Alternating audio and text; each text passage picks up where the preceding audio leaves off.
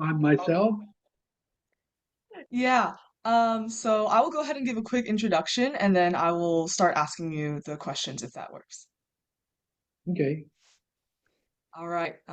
Today is October 8th, 2024. My name is Karina Pan, and I'm here today with Dr. C. Frank Liu on behalf of the Houston Asian American Archive at Rice University. So our first question for you this morning is where and when were you born? I was born in 1948. It's a long time ago in Hong Kong. Okay.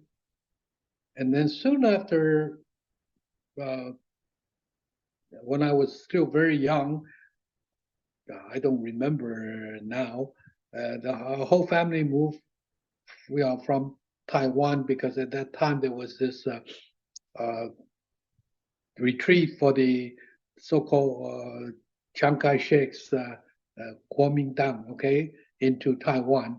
My father was an army general. He actually, you know, went to Taiwan first, and then he, sent people to pick us, my mom and other children to Taiwan. So we kind of moved to Taiwan when I was very young, and I have my, pretty much I stayed in Taiwan until after college. Wow, thank you. Can you describe the household that you grew up in as well as the neighborhood that you grew up in?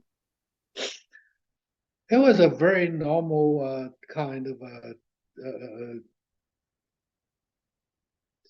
small family type of setting. My dad, he was in the army, but then he retired soon after retreating to Taiwan, and then he still had uh, the title of it used to be there was this, like I don't know how to translate it, the the kind of a representative to who actually elected to pick the president of Taiwan. Okay, so but it's no longer the system. He was one of that so-called uh, 国大代表 means the people's representative for the just like the Congress for U.S., but they don't have any authority to establish law. Rather, their own sole purpose was to elect president. It's like like our the U.S. delegate system, but it's not quite the same. And because these delegates actually they have pretty much they used to be elected by the populations, okay, and then each represents certain district.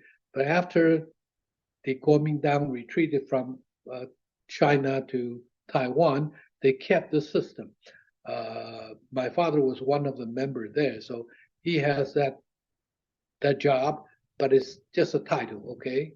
So he had to make a living, so he actually started doing business and all that. So, we start from a very kind of normal, kind of a military career family.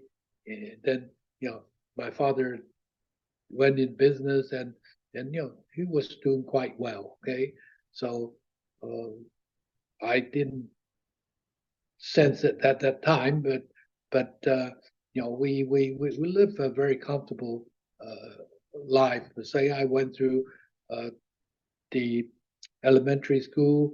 I then went on to junior high and high school, and then uh, went to National Taiwan University. Okay, and that was the kind of what at that time was called a so-called number one university. So all these kind of studying career, I was pretty much just went through the normal, but I usually I was the kind of the the uh, the upper, you know, uh, let's say the guy who actually studied quite well. So, I and understand. Yeah. when I went into National Taiwan University, I get into the mechanical engineering department. Okay, so I graduated from there, and soon after that, you know, I went into the military kind of because every male person after a certain age they have to be drafted into the army or military to go through a couple of years of a military career. I went through that, and after I get discharged from military duty, and then I, you know, migrate to U.S. I went to graduate school, after that. So that was nothing really. Uh, should I say, just very routine type of a good student studying and all that at school.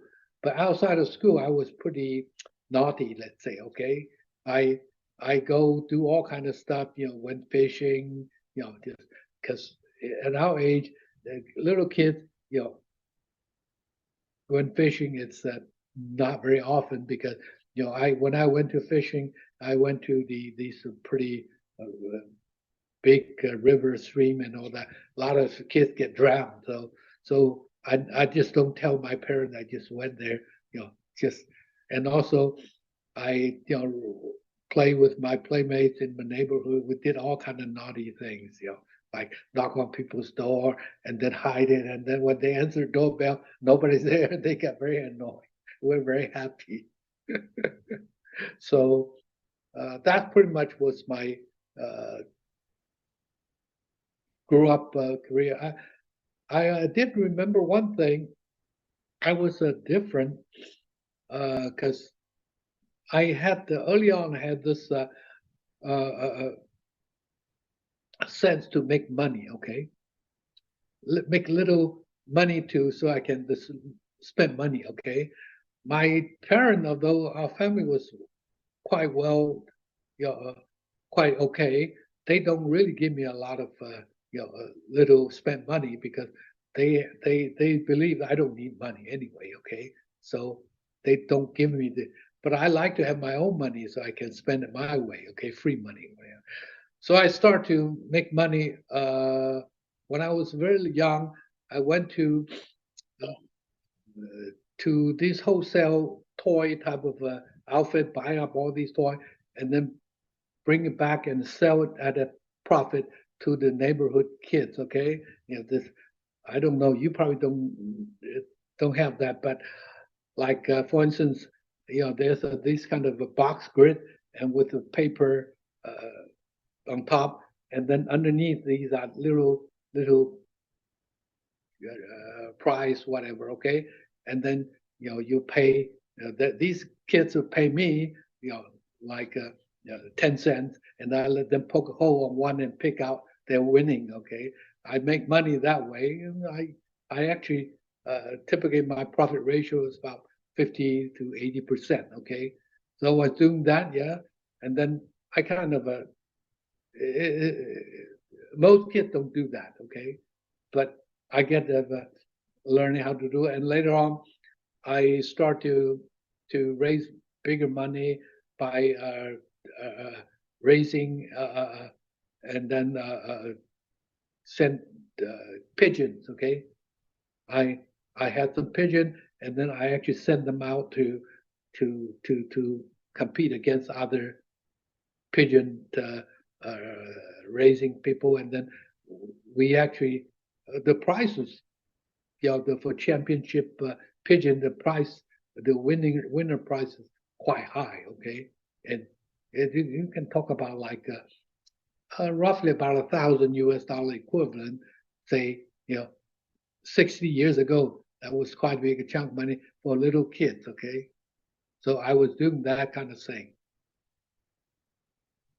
Okay, so I I'm just trying to say that I'm actually a very normal Taiwanese kid, but have some kind of a weird thinking. Okay, but later on I realized in my career that actually helped me develop what I call the the business sense and also business development type of intuitive.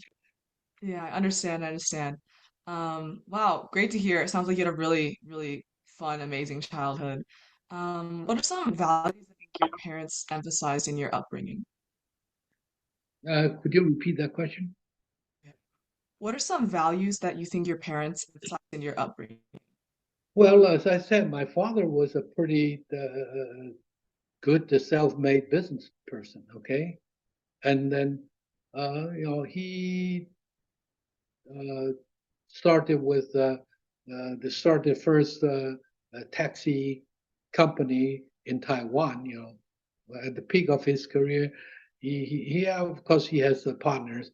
I think I vaguely remember he talked about he has about 500 taxis running around. Okay, kind of a these are at that time he already started this contract taxi type of a concept, okay, which was unheard of. So he actually will loan money to the taxi drivers so they can buy the taxi and then work for a company and pay back the loans.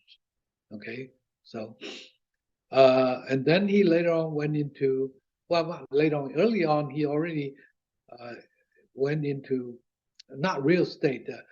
He sensed the price of land, real estate will go up. Okay, so he actually not bought, he actually leased a big chunk of these farmland from farmers. Okay, for I'm kind of laughing, 99 years.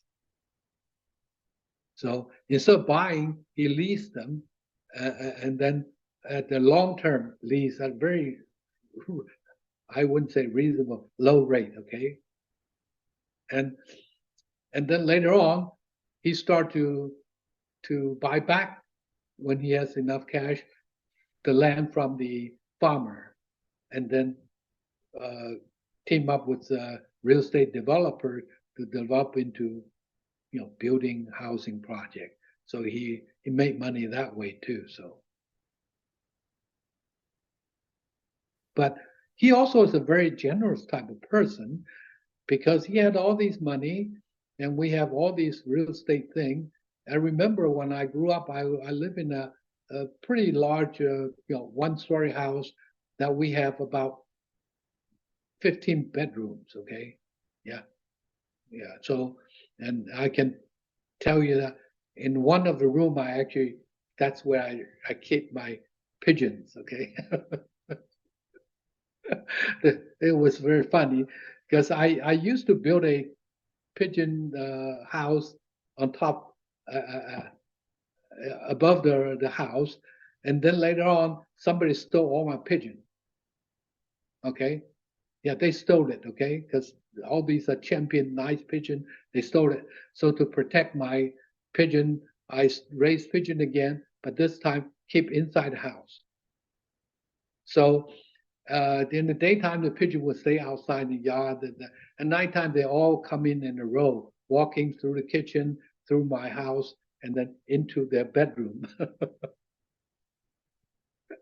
And my father never knew that I kept pigeon in the house because the house was so big. Okay, and then, well, I haven't get to the the heart of my story.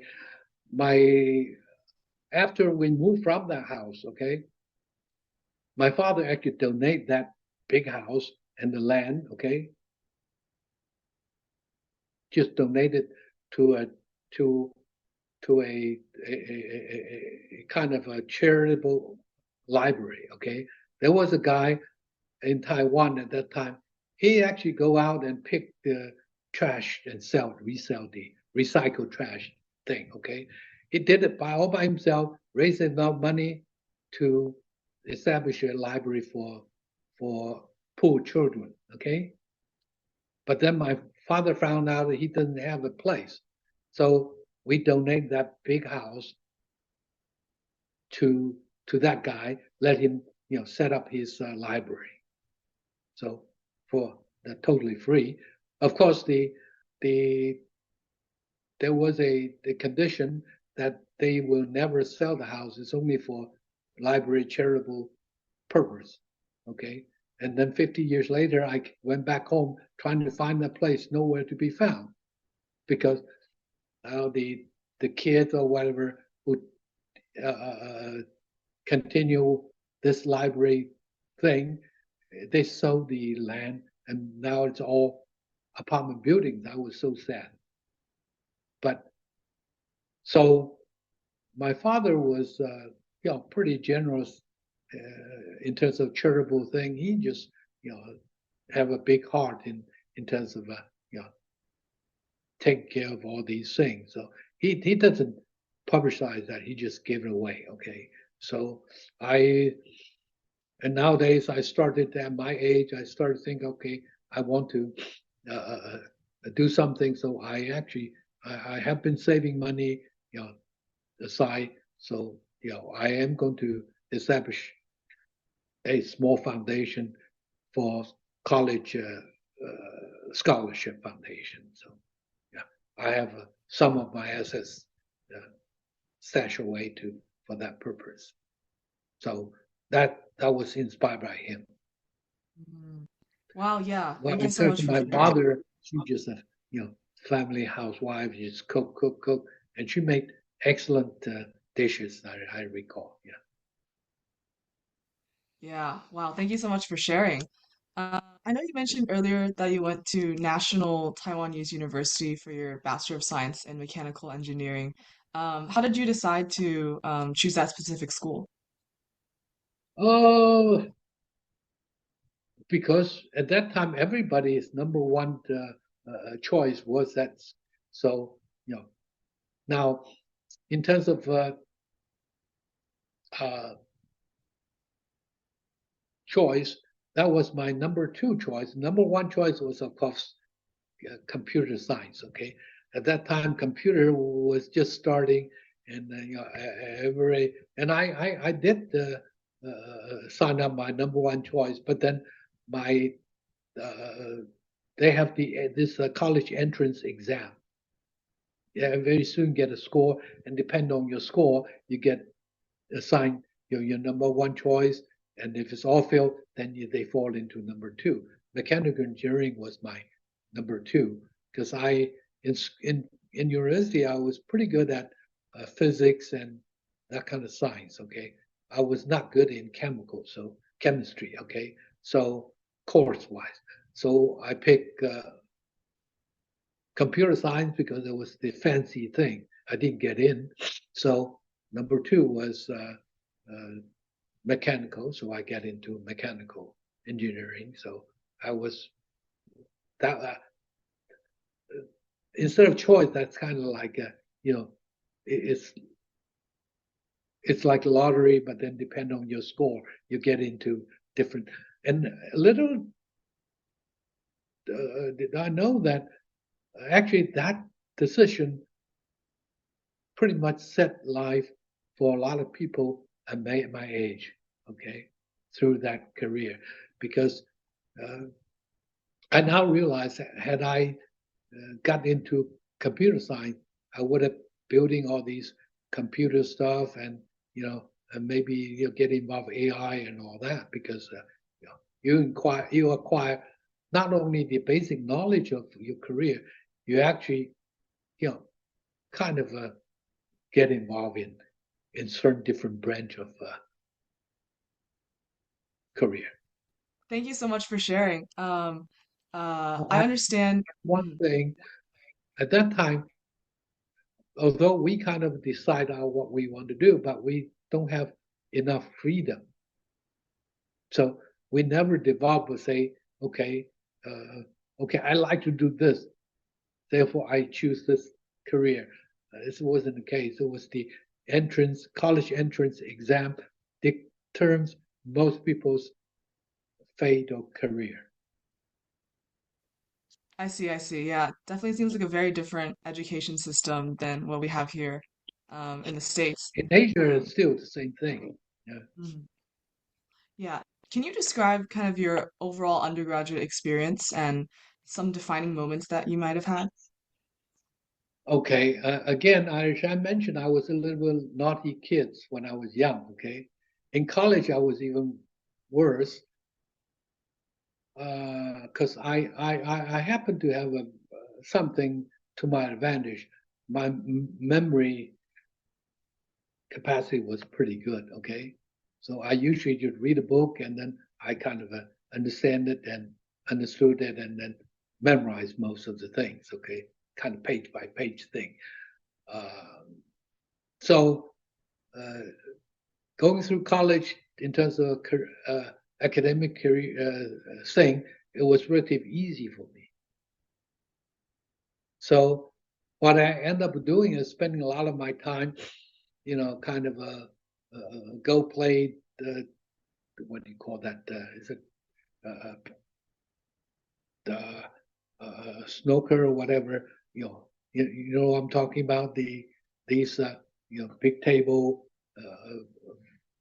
valve covered and you hit the ball and get into the hole. There's a and at that time only the the the the student who doesn't study go spend their time doing that. I did that, okay. So and then I went on to spend a lot of my time get involved in uh, extracurricular activity. These how do I say? In college, you have these too. You're singing, or you group all these kids together. Do things they like to do outside of study. Okay, I I actually uh, uh, found a couple of my childhood kids. Okay, and uh, we found a society called Rocket Launching Society. Okay, yeah. So it's just the little rocket thing, and you just you make the rocket and then you send it up, okay? And I was doing that when I was very young. When I remember, even before I went into elementary school, I started go to the outside, and we actually made these kids made rocket. I was doing it with another neighborhood kids, okay, and he also went to National Taiwan University, so we met, and then we kind of gang together, and then established this club, okay, rocket launching club, okay. He was the first, how we call president of the club, okay.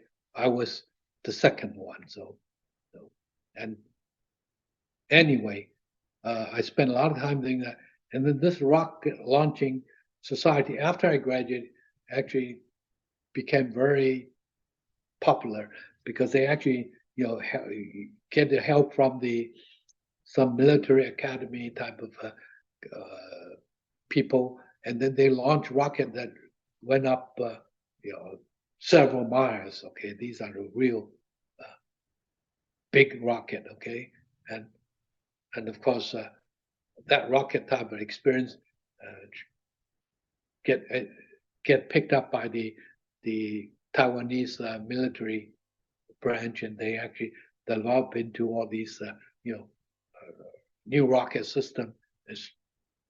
It become a big business, I guess. Okay, but it started from us. Okay.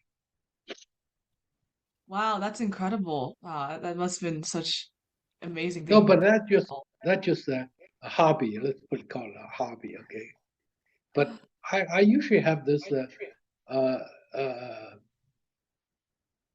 how should I say uh, trade. I like to work on new things and then help develop into something useful. But usually, before they actually get its peak, I usually you know will leave the spot and then let others carry on. So I see, I see. Thank you for sharing. Kind of switching gears a little bit. Um, I understand that you moved to the US shortly after your bachelor's. Can you share kind of some your experience moving? What was your first impression of the US? And if you faced any challenges? uh, I went to University of Minnesota in Minneapolis, and that actually, now think back, I think it was the best time of my life per se, because I was young and then have all these new things to learn, new experience. Okay, I got married before I moved into to the U.S. Okay, that was on purpose because I want to, I dated my girlfriend, for 4 years, in college, okay, and then she is my wife now, okay, and we been together, and then I, young and worry free, okay, and we actually had a nice less than 3 years in college, in graduate school, okay. I don't want to brag about it, but I spent about 9 months studying in the department, uh, uh, studying fluid mechanics, okay?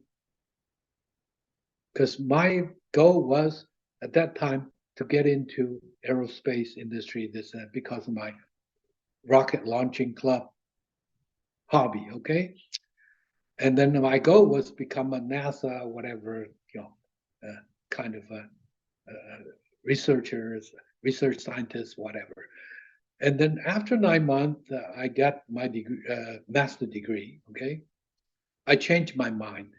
I saw then saying this, NASA thing, aerospace is actually not going to be that popular. So I switched gear into energy. So I actually changed department to mechanical engineering and chemical engineering. There was a combined department in University of Minnesota, okay? And then I get into heat transfer or energy, okay? So I spent 2 years finish up a PhD degree. So I think it's still a record in that school. Yeah. Wow, So I see. yeah, but I worked day and night very hard, and I didn't take a single day vacation. Wow, Yeah. that's very I impressive. didn't want to uh, leave that soon because it was very nice. Minnesota is a beautiful place, and then my wife was with me, and then she actually went to a different department. Okay, she got her master's degree there. But in any event, but one day my advisor told me, Frank, you need to wrap up. I said, what? He said, otherwise you're going to, you know, uh, uh, uh, finish all the topics that he has in mind for other graduate students. So it's not good. He just kicked me out. So that was, but I wasn't staying kind of lazy because I published almost 10, I think 9 or 10 journal papers in that short period of time. I worked for 3 different professors. Yeah. Uh, I actually had 2 jobs, research assistant and teaching assistant. So, because I won't earn money, huh?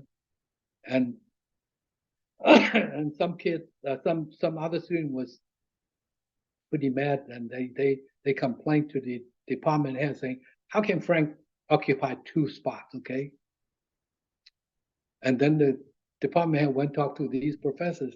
They all said, "Well, he has the capacity, he has the time, and he's the best. So, we want him." So there was no issue.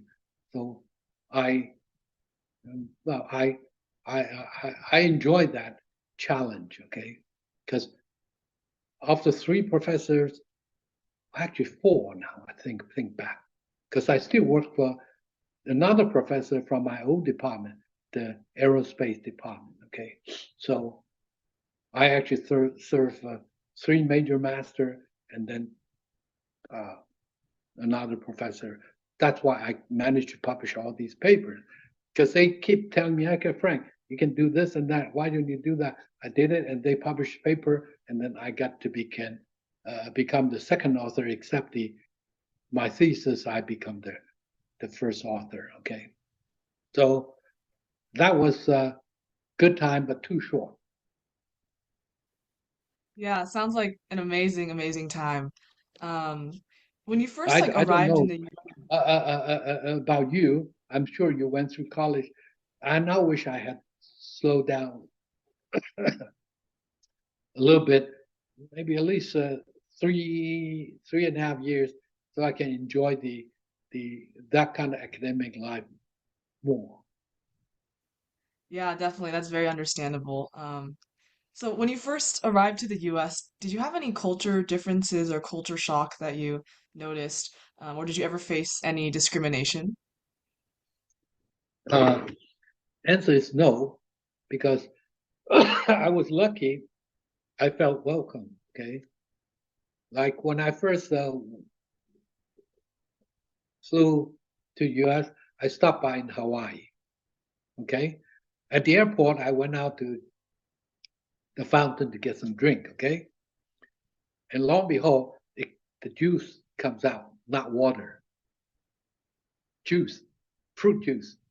I said, pineapple, and then this apple, and there's orange juice coming out from fountain, drinking fountain. I said, boy, what a rich place. I ought to enjoy it. Because I'm talking about just like the water fountain, and then if you don't keep drinking the juice, will just run down. And so, and I went to Minnesota at that time, mid, what do we call Midwest, whatever, was a very, very uh, uh, kind of down to earth type of place. People were exceptionally nice. Okay, they treat foreigners very well. Okay, I was just a poor graduate student. Okay, but we were welcomed, and then I first went to. I signed up for a so-called host family. Okay, it was a young couple, American couple, white couple. They kind of we stayed with them for a couple of weeks, and it was in their home. Okay, before I moved to the dormitory, whatever, and then they treat us very nicely. People, every person I met in that region was so nice. Okay, it's truly, and of course at that time the American was at the peak of our economic accomplishment and all that, and people are making good living and all that. So I think they can afford to be kind to immigrants. Okay, I was immigrant. Okay, frankly speaking, and uh, nobody really yes you talk down on me and of course I was in school. All the uh, students, the faculty member, they were all exceptionally nice to me. Yeah, because uh, I I I used to kind of think, okay, well, you know, they treat people like family members, truly. Okay, yeah, we got invited to have a dinner or whatever with the professors and all that. I am sure they still do nowadays. Okay, but like Minnesota, Michigan, and all these places now, my feelings are so divided. Yeah, yeah, I definitely agree. I feel sorry for it because uh, at that time, America was so strong in terms of international status, and we don't worry about immigrants coming and kind of steal job from the locals. So now there's this kind of conflict. I sense that. Okay, but I have my own thought. But still, I think if everybody is thinking like my dad was thinking, have an open heart and open mind, then all these would not have been an issue. Okay, because if you are willing to give out or give away, more than half of your lifelong saving just for free, then I'm sure you don't mind some people come in to this country and work and contribute. Yeah, definitely. Thank you so much for sharing. I think pivoting a little now towards your career, can you sort of explain like I know you mentioned this IR technology that you kind of pioneered. Would you kind of mind explaining that for kind of the average person to understand the work that you were doing? Okay. I went through 3 or 4 different business divisions uh, in Shell. The first job I landed, I was in the research center, the corporate research center in Houston. Okay, and then I did modeling work. Okay, computer modeling work, because you remember my specialty was fluid dynamics and all that, and heat transfer, and fluid dynamics in that arena. I was part of I follow a professor who was very pioneer in these computer simulation for fluid flow. Okay, so we actually developed the the the heart of the engine. Okay, computational engine. So I had that talent, and then I was using that to simulate chemical reactors and fluid flow type of stuff. Okay, for a couple years, I was doing good. That was for the chemical engineering side, chemistry, chemical department. Okay. Uh, I told you I wasn't good at chemistry, chemical, but I overcame that. Okay. So I was doing that as well. Uh, because the chemistry thing is easy for computer. You just program it so they would actually follow the model. Okay. Uh, and about third year in my career in Shell, I was called in by uh, a big shot in headquarters downtown. He told me, "Okay, Frank, we have an assignment for you because oh,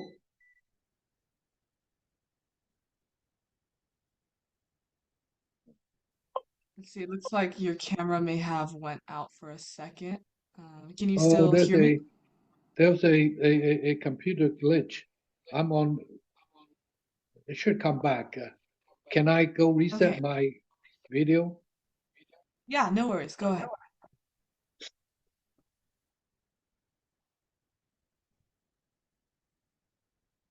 using laptop? Shouldn't have. The problem was I had a switch box that I actually have a business computer and a personal computer. This that box just dropped it. Okay, shall I continue? Yeah, no worries. Go ahead and continue. Okay, and he said at that time, Shell Oil Company, that was my company. We've been losing furnaces. These are the process heaters. Okay, the furnace that heat up the crude or whatever, and then get into chemical reaction and downstream tower and all that in the refineries at the rate of roughly about, I don't remember, it's 2 furnace a year or 1 furnace every 2 years, but one of those. That's, you talk about the furnace will just fail, and then the whole thing just stop. See, in these heaters, it's like your water heater at home. Okay, it has tubes. Okay, and then you actually burn fuel to heat up the in your house water, and in the refinery some fluid, usually it's crude or some chemical inside. Okay, if you have a tube rupture as a whole, and you're in trouble because those are flammable stuff, okay? They actually will burn, and if you don't shut down fast enough, you actually melt the whole thing down, okay? So the company was suffering losses like that. So I was a young engineer. He gave me the assignment to come up with a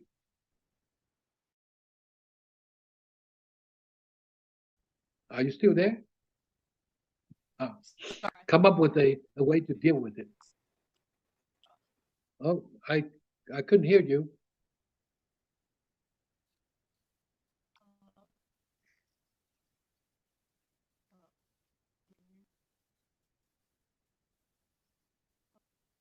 Can you hear me? Yeah.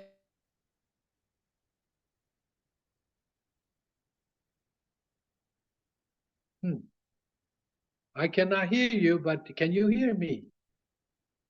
Hello? Can you hear me? Oh, yeah, I hear you now. Good. Okay, let me continue. I think I need to be fast. So I spent 3 years, assembled a team of about a dozen engineers, okay? Some of them a lot older than me, and then with 4 or 5 technicians, and we launched a R&D program, try to solve this problem. The problem, of course, the heart of the problem is you need to find a way to measure the tube temperature of the process tube. If you can do it correctly, accurately, then you can do something about it. You can shut down before it fails, or you can, early on, if you catch we call hot spot, okay? These are hot spot caused by deposition or like charred material on the inside of the tube, okay? I spent 3 years, spent lots of millions of dollars, okay?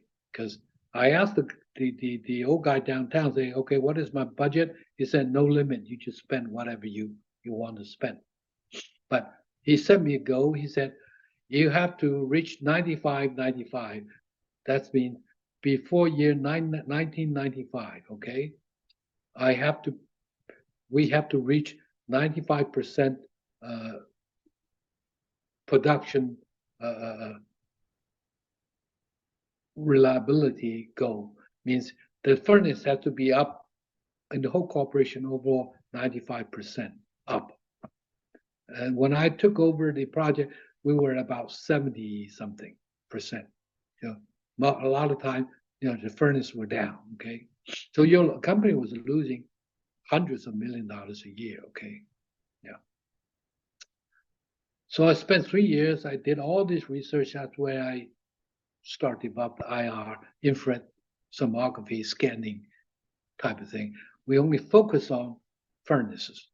Okay, and then after 3 years, I wrap up and produce report, and then form the team to actually take care of all the furnaces throughout Shell worldwide. Yeah, so I'm pretty proud to say that of all these years, all these furnaces, for those furnaces that under our care, there was no tube rupture. We actually either forewarned ahead of time or change operations so that we can continue. So, but in any event, Shell actually kept this know-how as a company secret.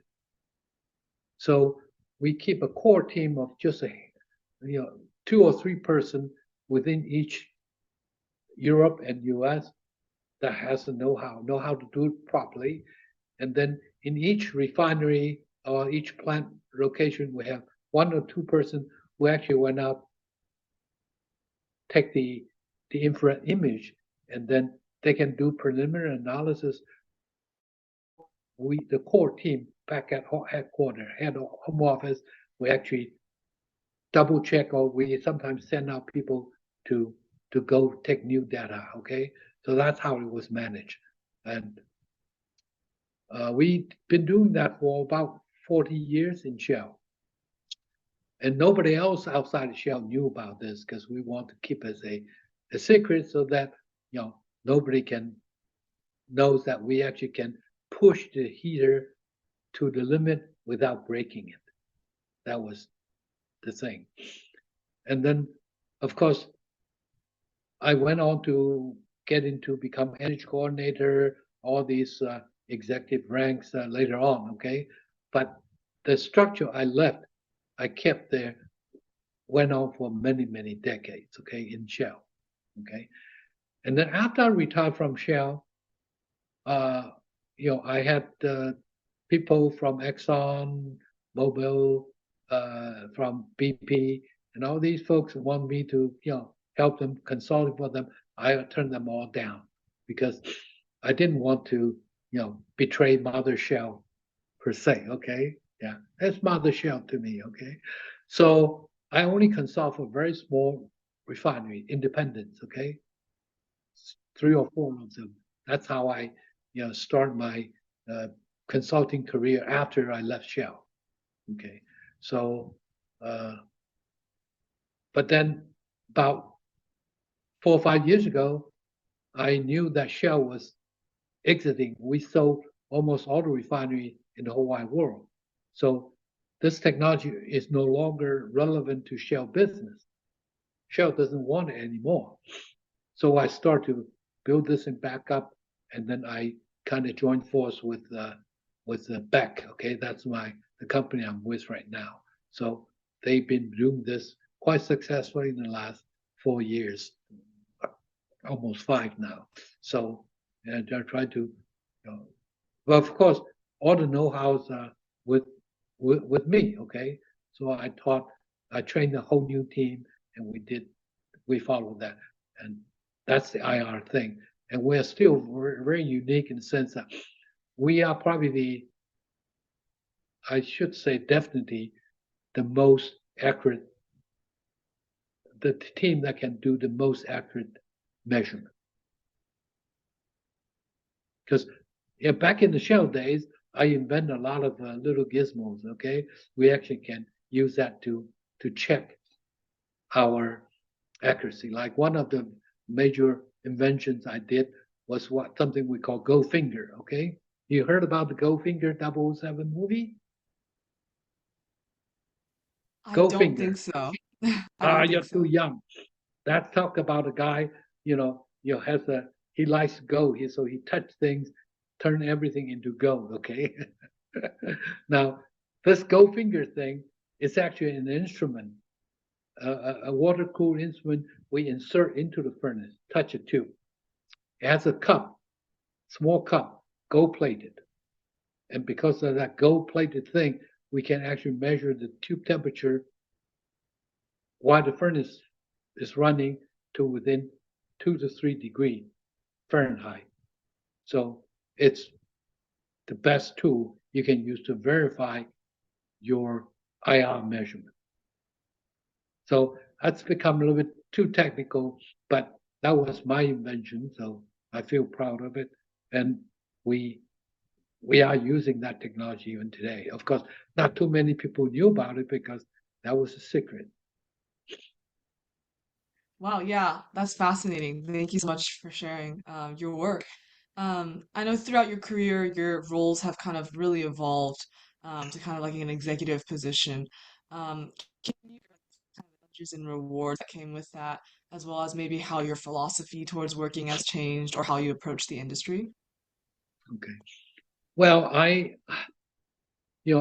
energy is another part of my Shell career and also my know-how.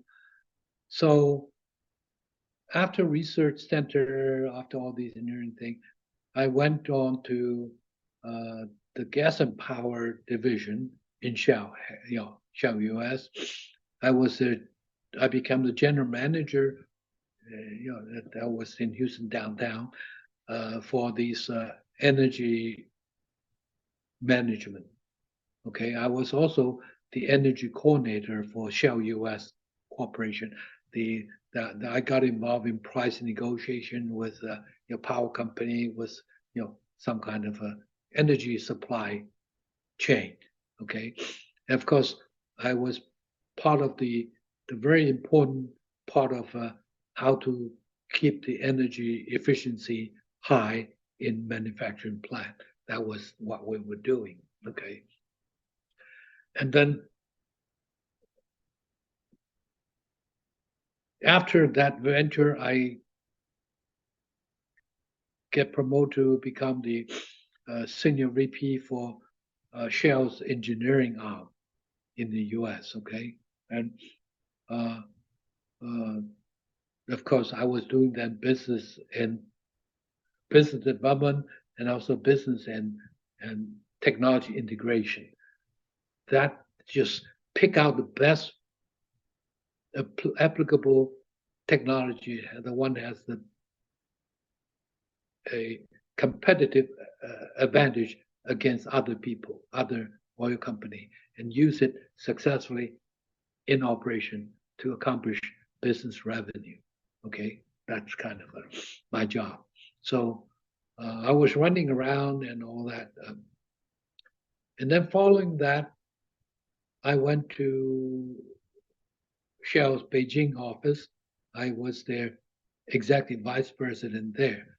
I managed to sign deal with the Chinese government on several fronts. Okay, and one is the coal gasification conversion project. Okay, because at that time we were trying to turn the coal energy into electricity. So you have to first convert the coal, solid coal, into gas fuel, into CO and hydrogen, and then use that to run the turbine generator. The turbine generator is just a small airplane engine, the same thing. Okay, and then this whole we call combined cycle electric system. Okay, we signed on a couple dozen of these contracts with Chinese government, and also I was early on in pioneering, persuade the Chinese government give us the contract to do energy improvement in all their plants. So, I signed a deal. We got 120, remember what that refinery in China, or in one contract. But then we didn't carry it out because I left that job afterwards, and then somebody else took over, and then Shell made the decision to do differently. We want to, instead of at that time the idea was we will actually be the partner with the refinery, Chinese refinery. We'll provide capital, this and that. So I actually, plan out a joint venture company with the Sinopec, PetroChina, and the World Bank and the Shell. The World Bank will provide capital for all these improvement projects, and Shell will provide the management and the know-how. And the other two companies, they are the client customer. So it was a pretty ambitious plan. It didn't happen, and I'll explain later. I left the job for health reasons. Okay, and then that joint venture didn't come to fruition. Instead, Shell just said, "Okay, we're going to, send team to do energy improvement project planning for you." Okay, but later on that fizzles out because in China, I knew all along that unless you put in capital, unless you put in the energy system, they will eventually copy it and then try to do it their own way, and then the whole initiative was lost. Okay, yeah, and then we signed on these gas pipeline project, move the gas from the western production field eastbound to the seaboard regions where they actually use the gas. The 西气东输 means you move the Western gas supply into eastern provinces. And that, we got successfully signed the contract. We actually, was going to build a pipeline and all this and that. And it's like building a tollway, and then you'll be sitting for 100 years collecting tolls, which is nice, huh? And in exchange, actually, the Chinese government allowed Shell to have gas station built in China, which was a no in the past. No foreign country should own that, except in Hong Kong. Okay, so we actually managed to start building this thing in Chengdu, in the Sichuan province. Okay, the gas station. Of course, that also went up to smoke after I left, because Shell actually sold that contract, the gas pipeline contract, to a different oil company. Okay, and for whatever reason, Shell was doing that.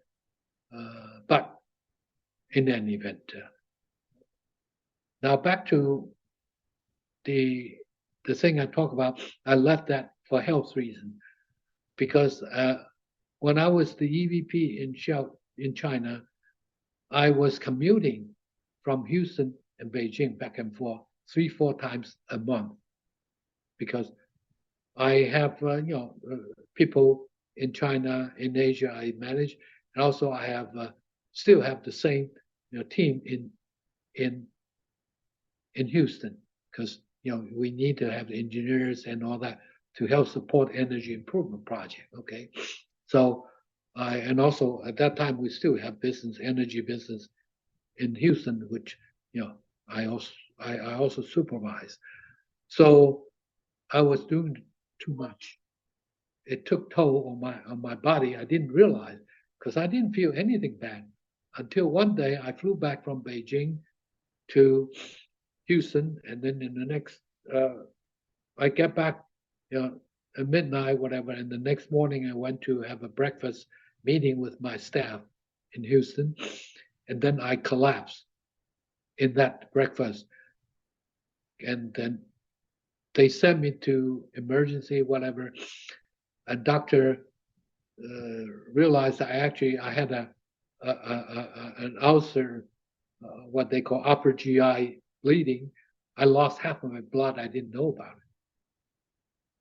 Yeah, it was all in my stomach. I didn't know about it.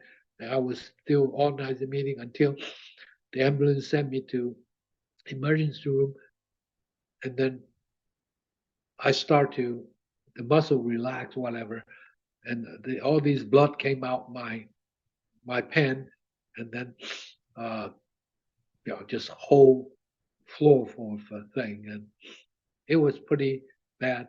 And doctor told me afterwards, saying, had this happened a little bit sooner, I would have died on the airplane coming back to the U.S. because nobody can save me. So that was a hard lesson I learned. I said, okay, it's either my career or my life. Okay, so I chose my life. Yeah, I definitely. hope you appreciate the correctness of my choice, huh? So Oh, definitely. Yeah. I was 50 something, 55, I remember. So I told my boss, who was the big shop in Holland, I said, no, I cannot keep doing that. So I stepped down from these high stress kind of a management job. I become focus more on the technology side. So I'm back to the US. I kind of start to put back all these, at that time it's not just infrared, it's what we call remote monitoring of equipment. Okay, infrared scan is just part of it. So I was doing the global worldwide technology integration manager for that. So I had the the freedom of traveling around the world at the time I choose. Okay, not commuting 3-4 times a month, and just to promote these remote monitoring technique. Okay, that was good job because then I'm away from all these kind of politics type of thing, backstabbing, if you know what I mean. Okay, so I enjoyed it for a couple of years until my last job. I was in Shell, Malaysia. Okay, I was there trying to relaunch the infrared program in Asia because we did all these things throughout the world except in Asia. Of course, in Asia, we didn't, I was on purpose. I knew the Korean guys, Indian chap, they're very good at, also Chinese guy, instilling technology, okay? If they knew about it, they were kind of spy in and, figure out all the things, and then, they will hire you afterwards. So we didn't do anything in Asia, except, my assignment last time was to build the core team in Asia, okay, for Shell refineries. And then after a little bit over a year there, it was supposed to be a 3-4 years assignment. Of course, I did it also partially for kind of like I knew that's the last leg of my career. I want to, relax and spend some time, taking advantage of this kind of assignment. So I did establish that remote monitoring technology for a couple of the largest Shell refinery in that region. Until one day, my boss called me and said, "Frank, we have a exciting news for you." He said, "Okay, your next assignment will be in India." So he said, "You're going to be ahead of me to India. You're going to establish an engineering center that will house eventually 5,000 engineers. And those will be the new engineering center worldwide for Shell. And you got to build a building, put the team together, and all that." I told my boss at the time, say, "Hey, buddy, it's not my cup of tea. I'm too old for that job, okay?" Yeah. I was 60 something, 61, okay? So I didn't want to take that job because that sounds like a very, stressful job. I could lose my life again, huh? Can you imagine having 3 meal Indian food every day for I didn't sign up for that. So I negotiate a term with my boss, and then they sent me back to US for 6 months. I was supposed to do a brain dump of all my know-how, put it on paper, pick up a few successors, and then call it deal. Okay, done. So I left Shell exactly at 30 years career with Shell. That was my choice. Okay. So I retired about 62, I guess, 61, 62. So, and I left Shell. I really like to work with Shell colleagues and all that, because when I first joined Shell, Shell was the #1 oil company in terms of technology, in terms of initiatives. By the time I left, it was in a place I really don't recognize anymore, because a lot of politics and this and that. And Shell chairman was sacked because of all these, shady business deal and all that. So, yeah, and I'm quite proud that even though I get to deal with a lot of strange people in Asia, for instance, last leg of my career, like Chinese, Korean folks, okay, and there are a lot of kind of under table hanky panky type of thing going on. I knew about it, but I just stay away from that because in any event, I think you can still do good business if you earn the respect of your client. Okay, that was because we should really sell the technology, and people choose you because you have better product, better technology, solve their problem. They can see it. Okay, they don't need to bribe you or whatever. You don't need to do extra to earn the business and respect of people, because if you do that, they don't respect you anymore. Yeah, definitely. Thank you for sharing that solid advice. It's not On easy, I tell you. Okay, hmm, yeah, yeah, because definitely. I was, now I retired. I don't have a lot to do. I watch TV from Asia, Taiwan, and you knew about this third party chairman, the old Taipei uh, mayor was taking bribe and all that. And I have the sense, I said, okay, this guy took money for sure. Yeah, he's talking about gobbly. You're talking about probably 50, 100 million US dollars in money, all in kind of a Bitcoins, that kind of stuff. Yeah, but now he got caught, I think.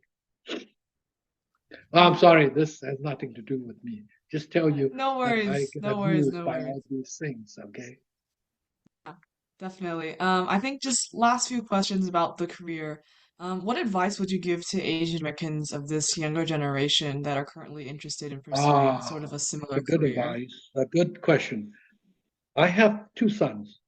One become a professor, a stable job and very nice, okay, in Michigan. The second one, I think he inherited a little bit of my bloodline, okay? He is now in Tokyo. He first went there for, a tour, whatever, and then he liked that place. He's stayed there for over a year, whatever. And one day he called me and said, "Dad, you know, would you donate some money? I use up all my savings." I said, "Yes. I give you my moral support, okay? And I will even do further. I buy you a one-way ticket home. You go back to U.S."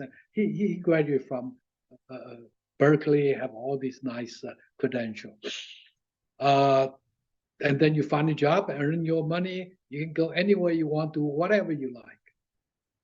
And I learned that from my dad, because when I left Taiwan for U.S., my dad gave me a small amount of money.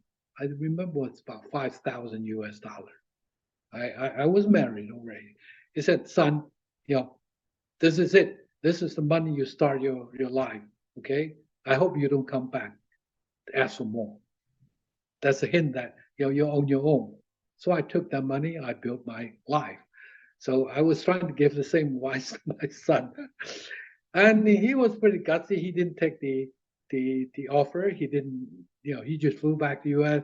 this and that, and then he found another company, sent him as expat to Japan again. Okay, he was doing all that, and he's doing all kind of go through all kind of. He's in computer science, so he's doing these game building, advertising type of stuff. Okay, I don't know. Actually, honestly, I don't know what he was doing. But then just a couple years ago, he started to do his own startup. He gets some venture capital money, quite a bit. Okay, and then he's busy building his own company now, and still single. Okay, and my wife and I we're a little bit about his marriage, this and that. But nowadays, your parent has no saying in in their adult life. Huh? I'm sure you appreciate that, okay? Because the more I talk to him, the more it has negative impact. Okay, so uh, young folks is you have to look at the worldwide trend. Okay, like right now, uh, several years ago, it was pretty good. China and I'm talking about Asia, China and U.S. relationship. Now it's pretty much at the bottom. Okay, yeah, but eventually they will find a norm, okay? And Asian American kids, okay, they have the right cultural background because they're Americans. They have the language skill, okay? But they cannot outshine the number one white American, number two Indian American. Because, culture-wise, a lot of Asian kids were brought up just focus on academic things, focus on being good at certain skill, and don't have the life and business sense. And they need to develop that and then utilize their best quality. No matter where, you don't have to go to Asia to do things, but link up with a business that has a large share of business profit from outside the U.S. Because the U.S., in my opinion, although we try very hard to stamp the progress in China, even if we're successful in that, pretty soon the India will take over, and then we'll have to fight them again, this and that. So it doesn't work, in my opinion. So, if you want to work for a company that has that potential, and better yet, willing to send you to overseas for 4 or 5 years, get you to expose, immerse into a different culture, different perspective, because we are slightly different than the American-born kids, okay? Because I'm sure you keep asking me the question, say, do I see, differential treatment? Well, definitely yes, okay? Because we look different, and we probably behave differently too. Because I'm sure you got, brainwashed by your parents that you should obey this and you should do that. So it's not the same with American kids, okay? Yeah. Then ask a question. How many of you dare to try drugs and all that, huh? When you were young? Not that many, right? That was a no-no. That's the same thing I taught my kids, okay? But, we have different value, okay?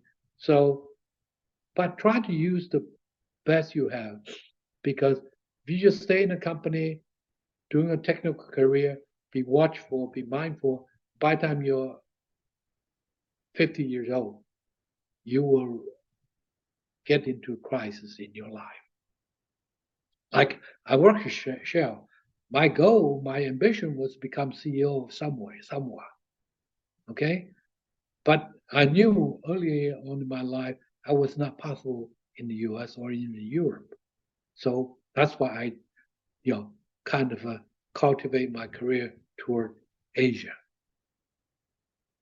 Okay? And I almost got it because I was going to be the CEO for a joint venture company between the Shell, Sinopec, and PetroChina, World Bank, and Shell. Remember that? I was forming a joint venture company. And that kind of career would be fun, okay? And also, don't forget opportunities, okay? I'll give you one good example. It didn't happen. Because in my life, there's all kind of things that didn't happen, okay? Like one year, I had several rich friends in Taiwan, okay? These are business guys I link up when I was doing, and they asked me, they say, Frank, would you be willing to, start up some kind of new business in Asia with us? We will foot the money, okay? There are two conditions. One is you have to tell us what to do, what business they should get in. They have gobbly money to invest. And then secondly, I have to quit Shell and I have to, put a small capital, but then I get to run the business and I get a very good share of the business. So I gave it some thought and I thought about Starbucks. Starbucks was still a relatively new thing in Seattle at that time. But I was there, I saw it, I see these startup shops spring up here and there. So I brought these investors to Seattle and met with Starbucks, and we actually struck a deal for $80 million. Starbucks would have given us the right for the China and Taiwan to build the Starbucks empire. That was such a good deal, wouldn't you say? Yes, yes, yes, yeah. So I earnestly try to. It's easy, it's not easy for me to quit Shell, but at that time I was ready to do something new. Okay, but I have to come up with, unfortunately, $8 million, 10%. That was a lot of money. Okay, when I was, like 50 years old, 40 some 50. So I start to think about, my mortgage and borrow money, this and that. Okay. Eventually I got cold feet. Okay. But it wasn't the money. I knew I can borrow money. I can kind of, go knock on, relatives' door and get money. Okay. I can even, siphon off some of my parents' savings. Huh? The problem was I did the wrong calculation because I figured in the U.S. every cup of coffee can sell for so much. So I was basing on a cup of coffee price was $1.50 U.S. equivalent. It was a kind of like a sky high figure in China at that time. But I didn't realize I could sell it for $3 to $5 U.S. dollar equivalent, and they're still buyers. So I did the wrong calculation. So I said, okay, to get my $8 million, this and that back, it take me this and that year, it would just simply take too long. So it was a wrong judgment on my side. I didn't make it happen. So afterward, I heard that. I don't know what Starbucks becomes smart. After our deal broke through, they cut up China into 4 parts, including Taiwan. They sold each part for $50 million.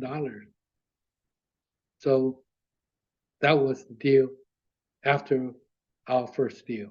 So don't underestimate yourself. Although I keep talking about these money, that's not the issue. I never worry about money. It's just about your aspiration, what you want to do in your career. Building a startup empire in China and Taiwan would be a nice thing. That's what would motivate me.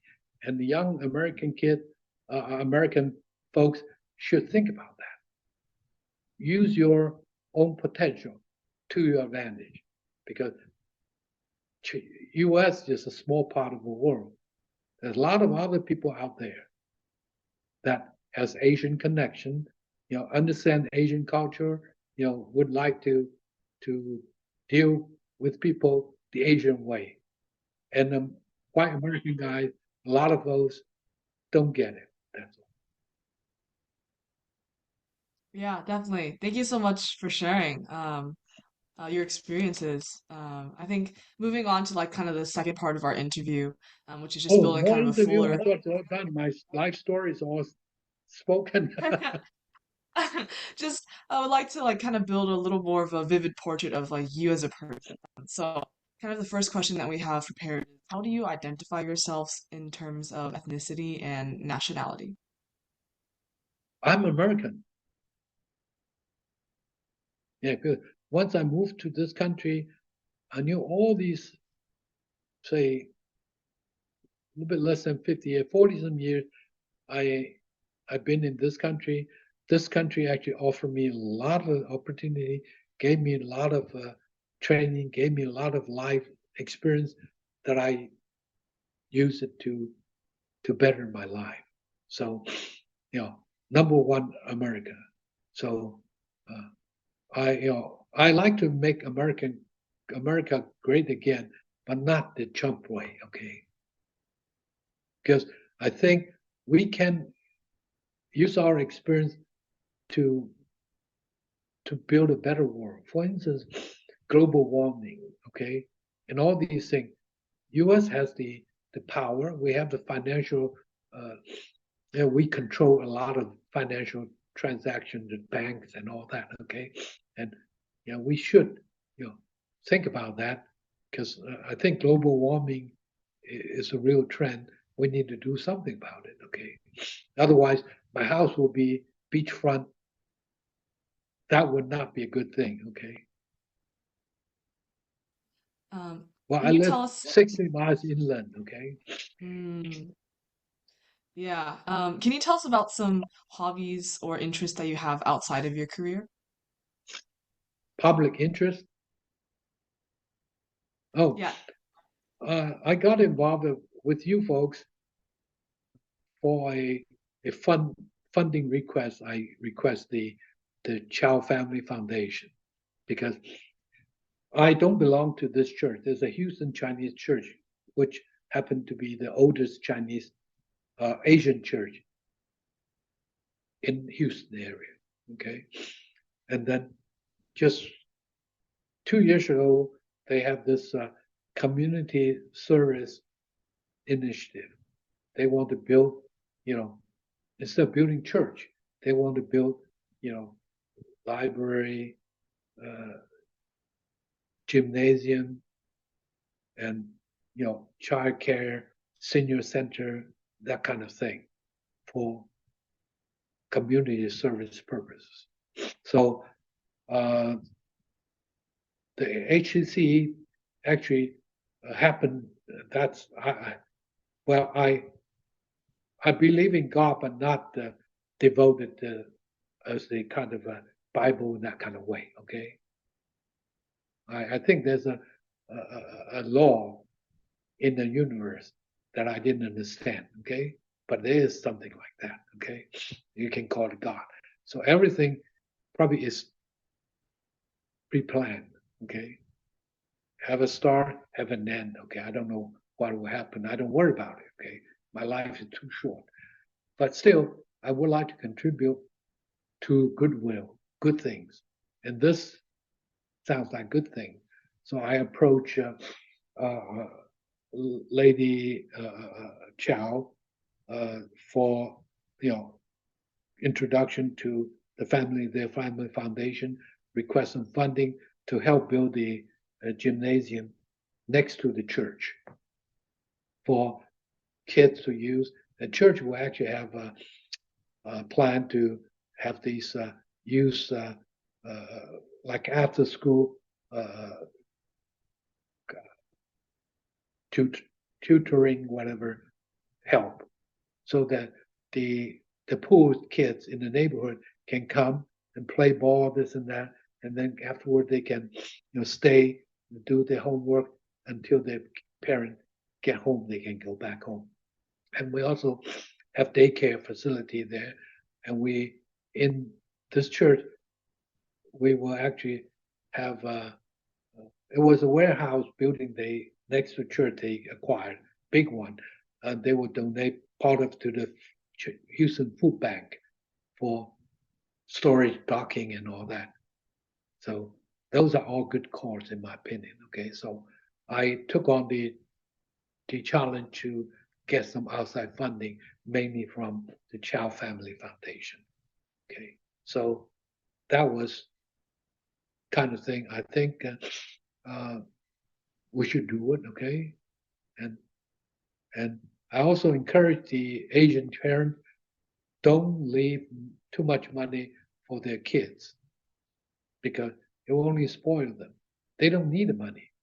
They should really put the money, like Child's Foundation, do to encourage the general,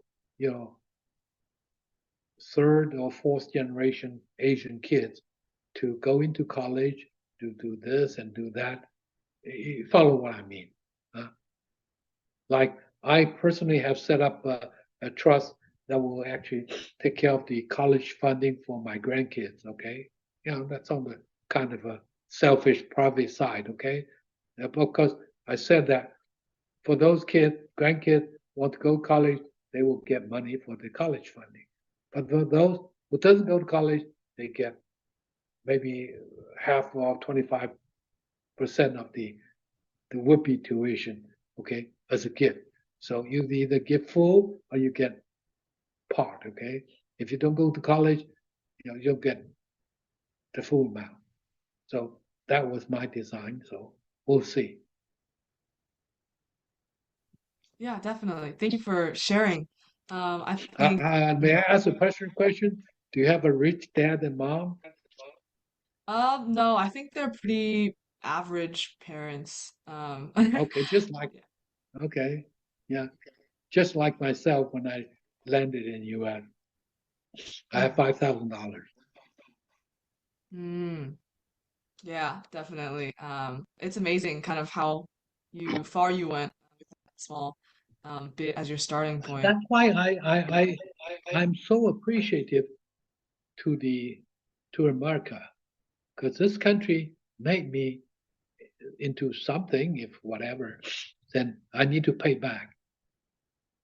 That's why we like to contribute back to charitable things continuously. Yeah. All right. Before we wrap up our interview, I wanted to ask if there was any things that you would like to share before we close off for the day. Okay. Now, just one question. This interview thing, what will be the result? Will be just this interview video, right? So how this process works is there'll be the video, and we'll also be creating a transcript. So our team of interns will work together and put together a transcript that we will send to you to be approved, and it's part of kind of our larger collection, just of Asian American stories and documenting kind of the movement and transformation of Asians in the Houston area.